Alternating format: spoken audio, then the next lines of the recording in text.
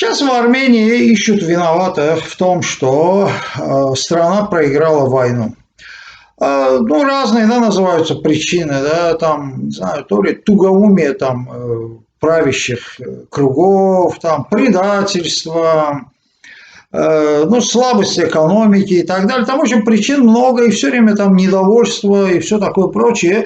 А теперь еще и прибавился вопрос демографии. Я вот смотрел, да, некоторые вот разговоры, ну, сейчас то, что вот я видео вот смотрю, там, СМИ армянские смотрю, говорят о демографии, что, мол, азербайджанцев, мол, много, а вот армян мало, да, и там, в общем, ну, такие как бы интервью, там, и так далее, у старых карабахцев даже вот берутся, которые жили еще при Советском Союзе, там, они все говорят, что, да, вот азербайджанцы вот размножались, типа, да, их много, да, вот они много рожают, а вот мы нет, и поэтому вот их стало вот больше, и поэтому это создало для нас угрозу, в общем, да, для армянского народа. Да.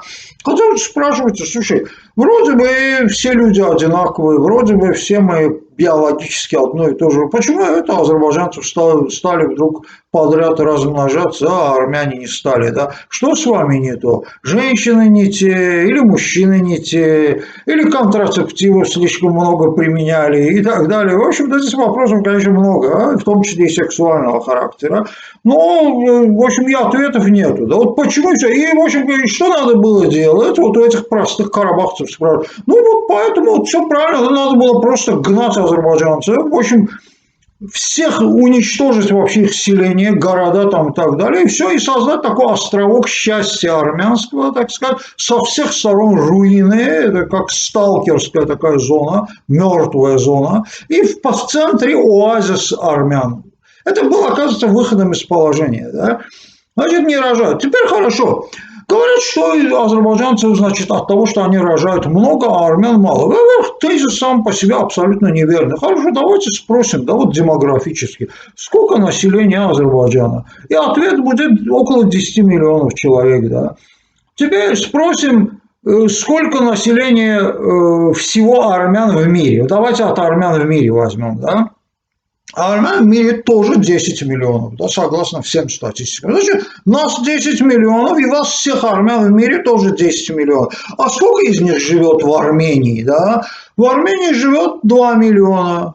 Да? Да, и азербайджанцев тоже много живет за пределами страны. Но сколько? Если за пределами страны живет 2 миллиона, значит 2 миллиона там, 10 миллионов в стране. У армян из 10 миллионов 8 миллионов за пределами страны, 2 миллиона в стране. Теперь вопрос, это разве от родов вообще? Или от того, что вы просто не живете в своей стране? Вот вопрос такой, при чем здесь роды, при чем здесь демография, что это вообще за демагогия такая? Хорошо, ваша страна, и что из себя представляет? Я повторяю, всех азербайджанцев выселили там оттуда. Еще в свое время, в 20-х, 30-х, 50-х годах прошлого века это тоже гнали азербайджанское, мусульманское, курдское население из территории, собственно, Армении. И что? Что-нибудь мы там сумели создать? Экономику сумели поднять? Сумели построить нормальное, сильное государство армянское, с хорошими экономическими показателями, с хорошим прогрессивной, динамичной составляющей, там, экономической, политической и так далее. Ничего же ведь не сумели. В Карабахе, я повторяю, сделали оазис, а вокруг мертвая зона. В самой Армении что сделали? Ну, я смотрю, там разные фотографии и так далее, там разные репортажи. Ничего нет. Это просто... то есть, это уже так страна, да, как бы не состоявшаяся полностью. Значит, получается так, что в биологии все нормально. И армянские женщины нормально рожают, и мужики вроде нормальные. Но, значит, сколько бы ни рожали, все равно из-за того, что жить в Армении тяжело, сложно и так далее, из-за того, что страна не состоявшаяся, из-за этого оттуда просто уезжают. И еще я хочу напомнить, что армяне еще вот с прошлого века, да, сколько волн переселения было армян из Ближнего Востока, Ирана, Персии и так далее, вот в эту территорию Армении. На территорию они попадали в Карабах. Даже вот со мной, я в бакинской школе учился, еще тогда у нас армянское население было. А со мной учились ребята, которые говорили, что мой отец приехал из Сирии, например, там и так далее. То есть армяне даже в Баку были приезжие армяне, там из Ближнего Востока. Да. Хорошо, и где они? Сколько волн переселений, и вас все равно 2 миллиона. В чем дело? А потому что вы просто не состоявшееся государство. Да? Приехали, уехали, приехали, уехали. Здесь родились, уехали. Хорошо, теперь какую вы хотите демографию вы построите?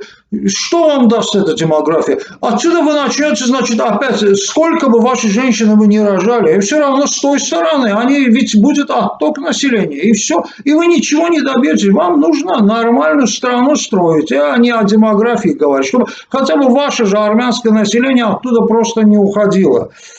Рай таким образом не создается, что давайте прогоним всех, а вы всех прогнали, у вас вообще не осталось ни курдского, ни азербайджанского населения, не надо лапшу на уши вешать, что, дескать, там, у вас там есть курды, на самом деле у вас не курды, у вас там буквально пара сотен езидов живет, напоминаю, езидов, но не мусульман-курдов. Курдами являются исключительно мусульмане, а не мусульмане, они являются езидами. Так вот, у вас живут езиды, и вы изгнали всех мусульман, именно по конфессиональной составляющей, потому что эти курды были близки с азербайджанцами и так далее. Ну, разумеется, конфессиональная близость делает близкими и народы тоже. Поэтому вы их тоже изгнали, и эти курды находятся у нас. Значит, таким образом, вот вы вот изгнав все это, вы думали, что вы там построите себе рай. И точно так же в Карабахе сделали. Уничтожили все подряд, выселили все. И типа вот мы создадим вот такие вот зоны, как бы оазиса армянства. И все, так дела не делаются. Ни в мире это беспрецедентный случай. Даже евреи, которые считают себя богоизбранным народом, да, вроде бы они считают себя исключительным и имеют на это право, собственно говоря, если мы посмотрим в Библию, да, о сынах Израилевых там идет речь. Я понимаю психологию евреев, что да, у них берется там Тора, да, они богоизбранные и так далее, но они же этого себе не позволяют. Давайте сравним Израиль с Арменией. А что Израиль кого-то, ну, там во время войны, там, 48-х, там, 50-х там, годов, да, определенная часть арабского населения, конечно, была изгнана. Это, конечно, было. Но, во-первых, оно было не изгнано не все. И там сейчас тоже арабское население значительное. Конфессионально тоже мусульмане живут в Израиле. Плюс туда приезжают на заработки, на работу разные арабы, да кто угодно, да со всего мира, и русские приезжают, и там европейцы приезжают. Все там, в принципе, такой поликультуральная такая обстановка, и это правильно, и страна развивается, сравните. А что вы сделали? Всех изгнать, все разрушить вокруг, самим ничего не построить, ничего миру не дать, а потом сидеть и всех обвинять, что вот все вокруг вот меня вот виноваты, и что, мол, вот я вот плохо живу, и вообще у меня нас мало, а вот вокруг вот этих народов очень много, поэтому они нам жить не дают и так далее. Это что за такая больная психология, господа? Это что за такая массовая такой психоз, там, помешательство с вашей стороны? Так разве строится страна? Так разве можно существовать в современном мире?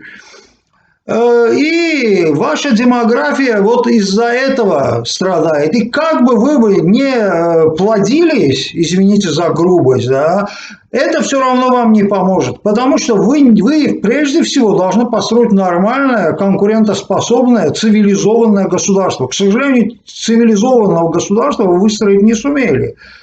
Вот. И еще хочу вам напомнить, господа, что не одними только родами или естественным приростом восполняется численность народа, нации, государства и так далее, и так далее. Не этим, и даже не столько этим, сколько интеграции различных этнических, религиозных, там, конфессиональных групп в единое государство. Вот, к примеру, давайте сравним вот Азербайджан с вами, да, сколько здесь разных этнических, конфессиональных и так далее групп, да, совершенно различных. Здесь же ведь не только тюрки, здесь у нас курды, талыши, лезгины, там и так далее, очень много разных. По религиозной составляющей тоже христиане, мусульмане, иудеи, там и так далее, и все вот эта вот палитра, она вся интегрирована в единое целое и составляет структуру азербайджанского государства, которое сумело выстроить нормальные условия для жизни, имея имеет, ну, разумеется, ну, нельзя сказать, что прям экономику на уровне там Соединенных Штатов, там, даже и не Швейцарию и так далее, но тем не менее, жить здесь можно, и основа для развития есть, да, то есть страна состоявшаяся, и она постепенно идет вперед, и вот и военная составляющая уже у нее неплохая, и экономическая составляющая, все есть, да, и вот таким образом все вот эти этнические компоненты входят в Азербайджан, постепенно интегрируются. Разумеется, происходят элементы и ассимиляции тоже, но это нормально. В общем-то, в современном мире элементы ассимиляции идут по всему миру, здесь ничего такого нет, и никто это насильно не делает, разумеется. Это естественный интеграционный процесс внутри государства. Это естественно. Вот представьте себе, если бы вы вместо того, чтобы изгонять, повторяю, насильственно изгонять и проводить планомерную политику по уничтожению всех других народов вокруг себя, вы бы наоборот бы интегрировали бы их в свое общество, вы бы получили бы сегодня совершенно другую Армению. И другую экономику, другое мировоззрение и так далее. Все бы у вас бы было по-другому, и страна бы была бы состоявшейся. Вот. И для сравнения, вот сейчас мы говорим, да, китайцев там миллиард, там я не знаю сколько. А что, китайцы это разве единый народ? Это же совершенно разные племена и народы, которые вот таким образом, вот путем интеграции составили единое китайское государство.